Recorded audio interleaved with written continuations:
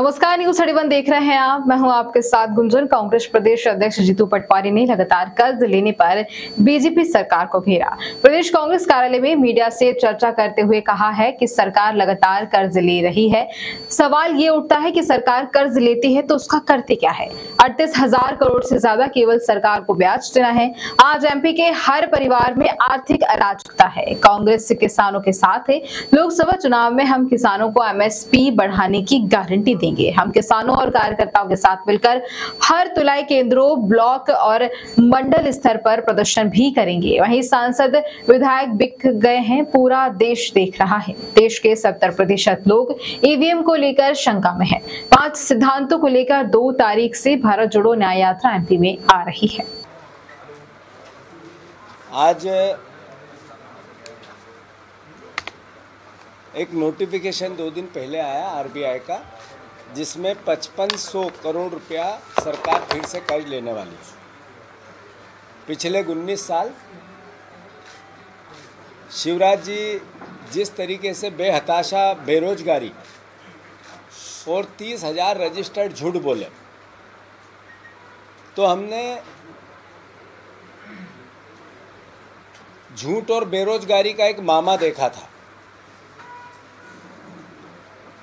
2 महीने से 30 साल में सबसे ज़्यादा क्राइम अपराध अगर कहीं हुए तो मध्य प्रदेश में। और पिछले 1 साल में 28,000 करोड़ रुपया शिवराज जी ने कर्ज लिया था, उनकी सरकार ने लिया था। 2 महीने में 15,000 करोड़ रुपए का कर्जा आदरणीय शिवराज सिंह हमारे आदरणीय मोहन भैया ने ले लिए, मोहन यादव जी ने ले लिया। एक दिमाग में स्वतः आती है बात कि 19 साल झूठ और बेरोजगारी के मामा थे, 2 महीने कर्ज और क्राइम के काका हैं। आप देखो कि कर्ज की अवधारणा इस सरकार ने किस तरीके से आत्मसात कर ली है। 25 जनवरी 2023 को 2,000 करोड़ रुपया इनने कर्ज लिया, फिर 2 जनवरी 2023 को 3,000 करोड़ कर्ज लिया, फिर 9 फरवरी 2023 को फिर 3,000 करोड़ कर्ज लिया, 16 जनवरी 2023 को फिर 3,000 करोड़ रुपया कर्ज लिया, 23 फरवरी 2023 को फिर 3,000 रुपये कर्ज लिया, 3,000 करोड़ रुपया कर्ज लिया, 2 मार्च 2023 को फिर 3,000 करोड़ रुपया कर्ज लिया, 9 मार्च 2023 को फिर 3,000 करोड़ रुपया कर्ज लिया, 9 मार्च 2023 को फिर 2,000 करोड़ रुपया कर्ज लिया, 17 मार्च 2023 को 4,000 करोड़ रुपया कर्ज लिया, 24 मार्च 2023 को 1,000 करोड़ रुपया कर्ज लिया, 29 मई 2023 को 2,000 करोड़ रुपया कर्ज लिया, 14 जून 2023 को 4,000 करोड़ रुपया कर्ज लिया, 12 सितंबर 2023 को 1,000 करोड़ रुपया कर्ज लिया, 27 दिसंबर मोहन यादव जी जब से आए, 12 दिसंबर 2023 को 1,000 करोड़ रुपया कर्ज लिया, 27 दिसंबर को 2,000 करोड़ रुपया कर्ज लिया, फिर 23 जनवरी को 2,500 करोड़ रुपया कर्ज लिया, फिर 7 फरवरी को 3,000 करोड़ रुपया कर्ज लिया, और अब 20 फरवरी को फिर 5,500 रुपये कर्ज लिया। 55,000 करोड़ रुपये, 5,500 करोड़ रुपया, सॉरी, मैं मानता हूँ 3,57,000 करोड़ रुपए का कर्ज शिवराज जी छोड़ के गए थे।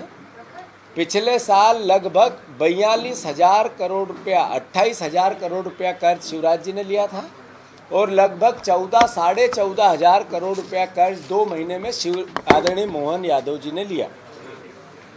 सवाल ये है, ये कर्ज लेते हैं तो करते क्या हैं? अभी अनुपूरक बजट आया था, बजट में कर्ज की अदायगी के लिए प्रोविज़न है।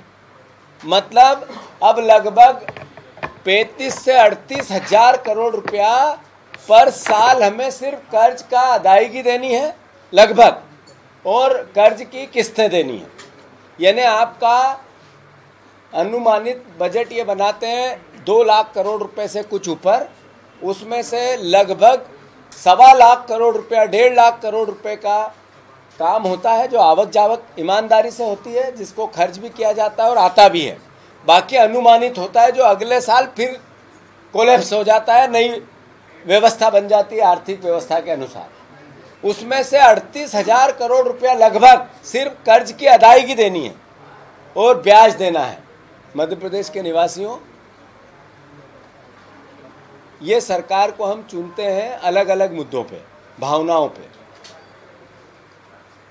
मंदिर और आस्था की बातों पे, और आर्थिक व्यवस्था आपके घर की बिगड़ती है, प्रदेश की बिगड़ती है। आपका बेटा बेरोजगार है, आपका बेटा नशा कर रहा है, आपके घर में महंगाई का तांडव है, आपके परिवार में कोई बीमार हो जाए तो त्राही त्राही मच जाती है। अब आप देखो कि हर तरह की आर्थिक अराजकता हर परिवार में है। एक परिवार ऐसा नहीं है जिसमें किसी प्रकार की यातना। 80% लोग कर्जदार है। आज किसी न किसी बैंक का कर्जा है, साहूकार का कर्जा है, कोई संपत्ति बिक्री है। ये हालात मध्य प्रदेश के हर घर के हैं और इसी का असर सरकार पे है। तो मैं मानता हूँ कि जैसे मैंने शुरुआत में कहा, हमने पहले अद्भुत नंबर 1 बेरोजगारी और 30,000 रजिस्टर्ड झूठ जो विधानसभा में दिए गए, आश्वासन दिए गए, जो सरकारी कागजों में है, शिवराज जी ने कहे थे। तो झूठ और बेरोजगारी के मामा थे शिवराज जी। सबसे बड़ा झूठ बहनों से बोल के गए कि मैं 3,000 करोड़ रुपया आपको दूंगा, 3,000 रुपया पर मंथ दूंगा चुनाव बाद। एक 1,200 रुपये दे रहे हैं और वो भी सांसें ले रही है। ये कर्ज का लेते हैं तो करते क्या है?